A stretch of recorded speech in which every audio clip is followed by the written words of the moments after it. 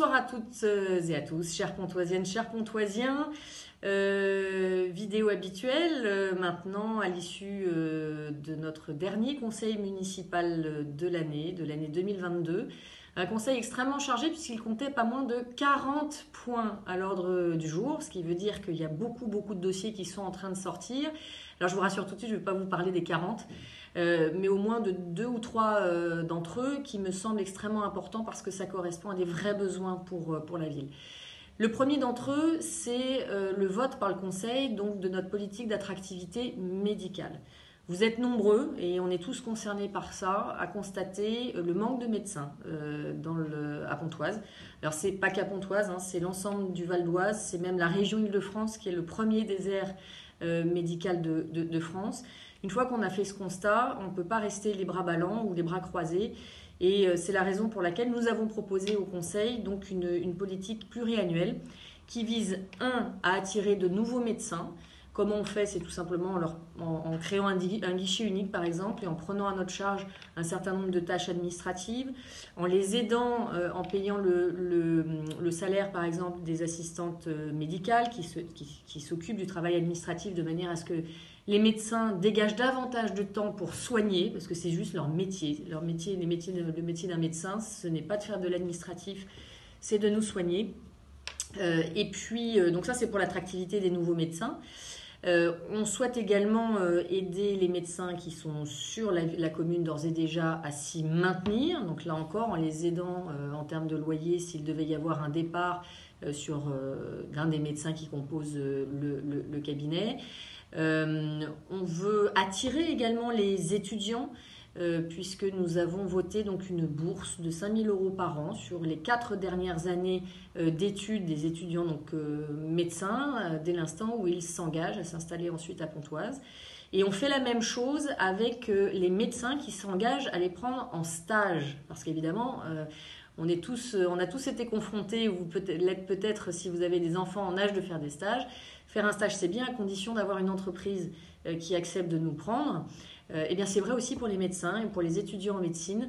Ça suppose d'avoir un médecin qui accepte de les prendre. Donc, on veut encourager les médecins à prendre des stagiaires et des internes. Et c'est la raison pour laquelle on les aide également avec une aide financière tous les mois. Donc ça, c'est rapidement brossé ce qu'on est en train de mettre en place pour attirer les médecins, en plus de ce qui est en train d'être fait à l'hôpital, pour redynamiser l'hôpital, pour, je l'espère, un jour, ça sera très long, en faire un hôpital universitaire. En tout cas, nous sommes totalement mobilisés sur cette question.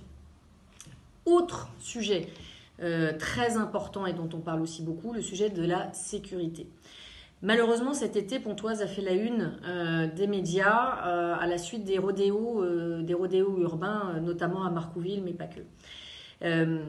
En voyant ce qui s'est passé, on a pu faire le point, notamment avec la préfecture du Val d'Oise, pour voir et constater que la meilleure des façons pour être efficace et dans la répression, mais aussi dans la prévention, c'était ce qu'on appelle le continuum de sécurité. Qu'est-ce que le continuum de sécurité? C'est faire en sorte que chacun, citoyen, professionnel de l'ordre public, participe d'une manière ou d'une autre au maintien de l'ordre et à la sécurité. Et c'est la raison pour laquelle nous avons voté, nous avons proposé au conseil municipal de jeudi dernier le vote d'un dispositif qui s'appelle Voisin citoyen, qui va permettre aux Pontoisiens qui le souhaitent, qui souhaitent se porter candidat, d'être référencés auprès de la ville et auprès de la préfecture pour avoir un œil plus particulier, des remontées d'informations qui permettent ensuite à la police municipale et à la police nationale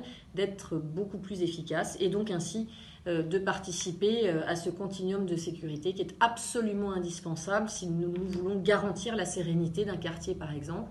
On ne peut pas garantir la sérénité d'un quartier si on ne sait pas ce qui s'y passe, si les forces de l'ordre sont sourdes et aveugles, et c'est précisément ce contre quoi on cherche à lutter à travers ce dispositif. Là, il y a une convention qui est signée avec le procureur de la République et le préfet, tout est particulièrement encadré, mais on voit bien que dans de très nombreux quartiers, de nombreux Pontoisiens sont demandeurs de ce dispositif, et donc nous le mettons en place à compter de janvier. Et puis dernier point, et là c'est une continuité, Je ne sais pas si un certain nombre d'entre vous vous en êtes déjà rendu compte ou aperçu. Nous continuons de travailler à la revitalisation et à la dynamisation de notre offre commerciale et deux commerces ont été travaillés, si je puis dire, lors du conseil municipal avec l'intervention de la ville pour nous assurer, là encore une fois, d'avoir des cellules qui ne restent pas vides, en tout cas juste le temps de faire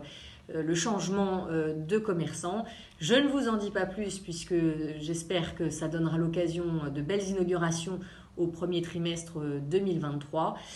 Mais en tout cas, le dispositif là encore de préemption est à l'œuvre et je le crois porte d'ores et déjà ses fruits.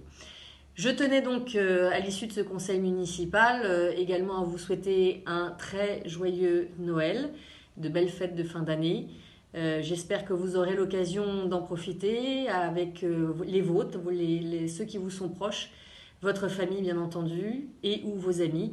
En tout cas, profitez de ces moments précieux. Nous en avons tous besoin dans cette période un petit peu compliquée. Et puis c'est l'occasion également pour moi de vous inviter le 14 janvier à 17h au Dôme pour les vœux du maire, mes premiers vœux, puisque je l'espère en tout cas, le Covid nous laissera un petit peu tranquille. En tout cas, d'ores et déjà, je vous souhaite de très très belles fêtes de fin d'année. À bientôt.